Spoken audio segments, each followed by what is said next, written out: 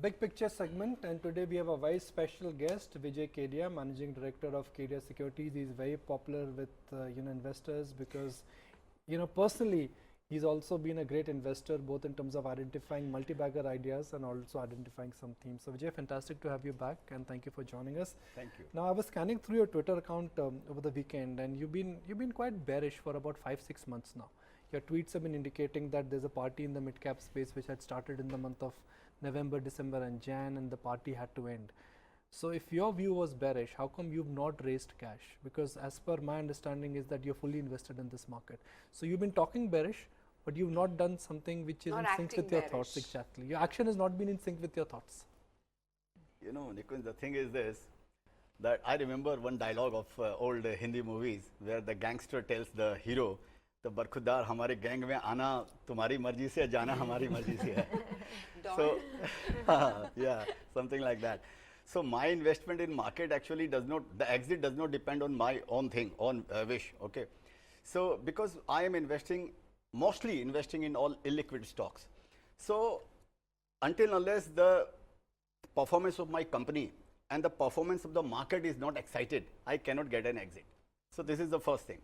And secondly, in my entire career of say 30 years into investing, I do not remember any single day when I was actually in cash.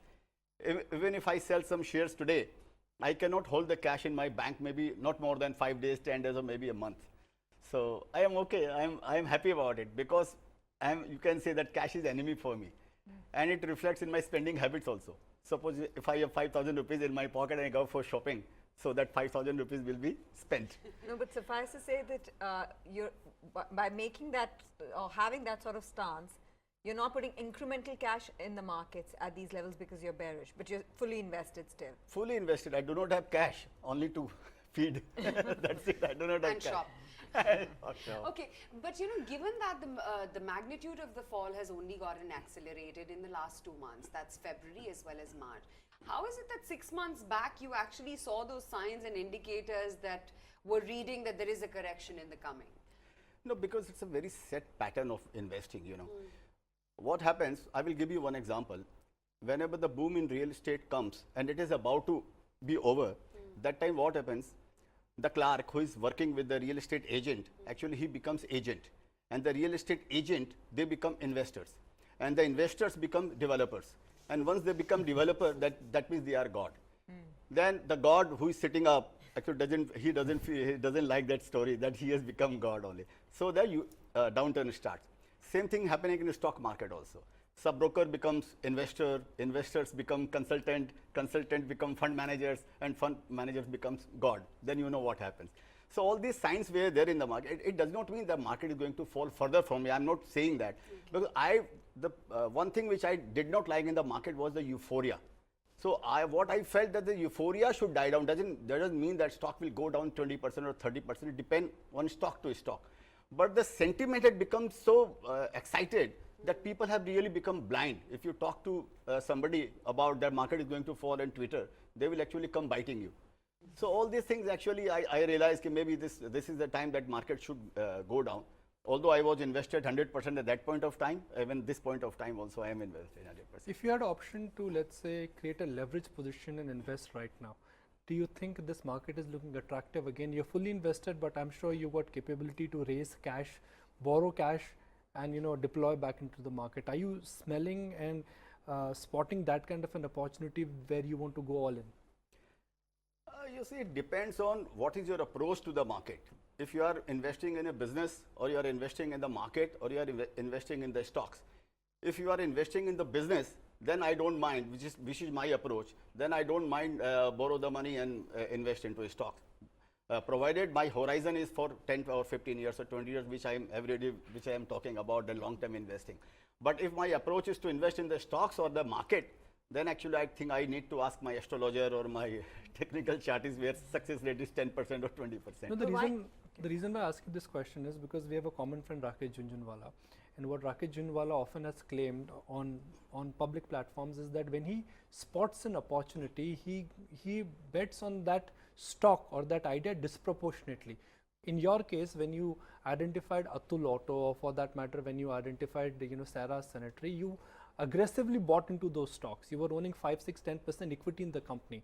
So after the recent fall in the mid and small cap space, are you convinced that the stocks which you own, you are happy to double them, leverage them? You may be fully invested, but that does not stop you from deploying additional cash by borrowing capital. Or, you know, booking profits in some stock which you think you've, you know, run your target on.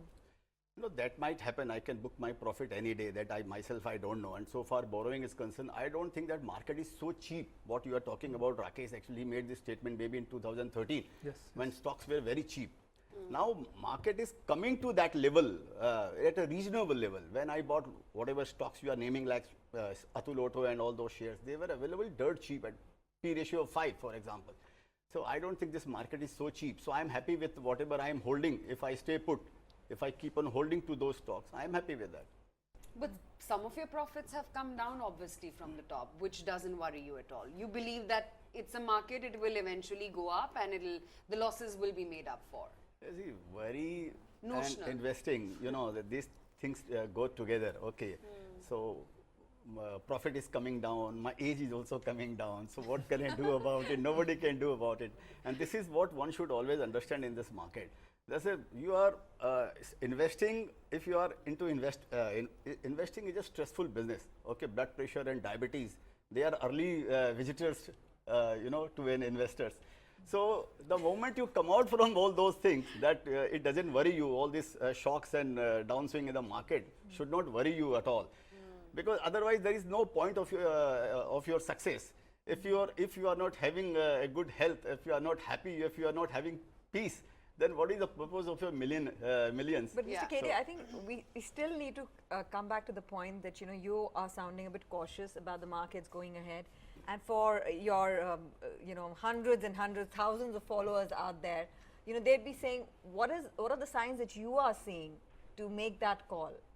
And in lieu of that stance, how are you, you know, managing your portfolio?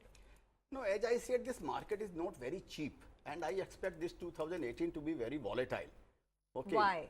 Because of various factors, maybe because Trump and Dump and maybe trade war, maybe Indo-China relation, and so many things are there. So that does not mean that I will sell my shares and go to Rajasthan. That does not mean that. Okay. I am staying put, I will hold my shares, but at this point of time, I'm not comfortable in borrowing money and investing into the market. No leverage. No Okay. leverage. I just want to Vijay, bring- you know, we've got Mahabaleshwar MS, the MD and CEO at Karnataka Bank, also on the line with us. Mr. Mahabaleshwara, thanks so much for taking the time and speaking with us today. We've got renowned investor Vijay Kedia here first in the studio. So I'm going to first go across to Vijay and find out why Karnataka Bank. You've sold your why did you bought Karnataka Bank, and why have you sold your position in Karnataka Bank by about 40-50%? Okay. You said you have not sold anything, but in Karnataka Bank, as per the BAC data, you've sold 30-40 lakh shares. I'm not 34, don't remember, but I'm still holding more than 1%. So glass is half full or glass So yeah, is half. why I is it that don't you know. like this story? No, because of the environment. I realized that as we all know that bank, the word has become a dirty word. Okay, I think there is an identity crisis into the banking sector. Yeah, well So, put. yeah, there is. Yeah, there is. You know, so I thought ki every quarter this problem of NPA is not getting solved. And since the stock was liquid and I had opportunity somewhere else, so I sold some of my shares with an expectation that if the stock price will go down, or even if it doesn't go down, I will buy again. But right now I don't know when will I buy or I will not buy. But whatever I am holding, I think I will hold on to those shares. And why did I buy? Because of course it was one of the cheapest banking stock in India in private, so far private bank is concerned. And I have full faith in this management. Even the new management is doing wonders. You can see whatever the press, if you have gone through the press release which came yesterday. So they have done exceedingly well. So maybe they have some hiccups, some short-term issues which should be solved very soon.